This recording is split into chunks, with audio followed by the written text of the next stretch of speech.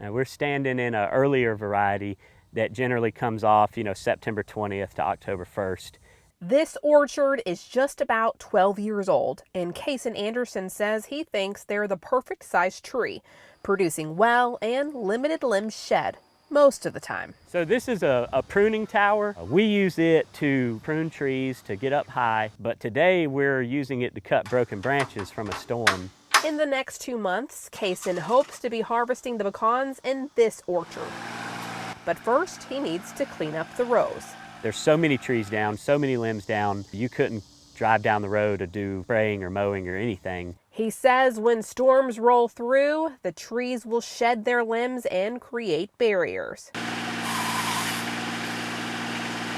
Yes, our equipment has come a long way. More operator comfort, faster, more efficient. Common misconception about pecans would be that we only work October to Christmas. We really work January to December. He says summertime is their busiest season because of thunderstorms and tree upkeep. If it rains a lot, you have to spray more. Just like you have a leak in your house, what happens? Mold. So when it rains every other day, trees get disease and mold, and then the grass grows 3 feet tall. Once they finish cleaning up this mess, they'll start preparing for harvest time. We'll mow the grass as low as we can and have the irrigation cut off, and we drive through with a machine that looks like a giant tricycle, and we go up and we grab the tree trunk, and it begins to vibrate and makes the pecans fall down. We then go through with what we call sweepers, which is basically a giant push broom, and we make the pecans into nice straight little rows, then run a harvester like a giant vacuum cleaner, and it'll somewhat separate the sticks, the leaves, to where we just have pecans. They get placed into a trailer that goes to a processing plant where they clean, grade, size.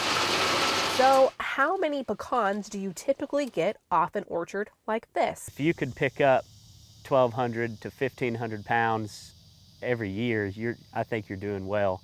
He says tree production goes in waves from year to year. If you ran a marathon, you're probably going to want to take it easy the next morning.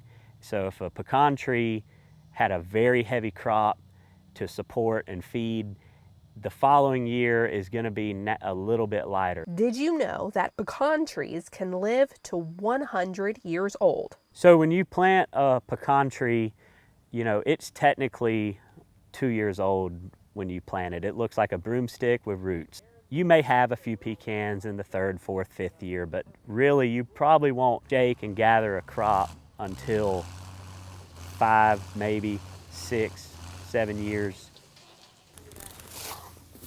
I found this pecan on the outside of a row, and you can see how it's not very healthy looking, and this is the exact same thing as like leaving your lunchbox closed up over the weekend, or you have a leak in your house under the sink. So that's basically mold, fungus, and these are healthy pecans.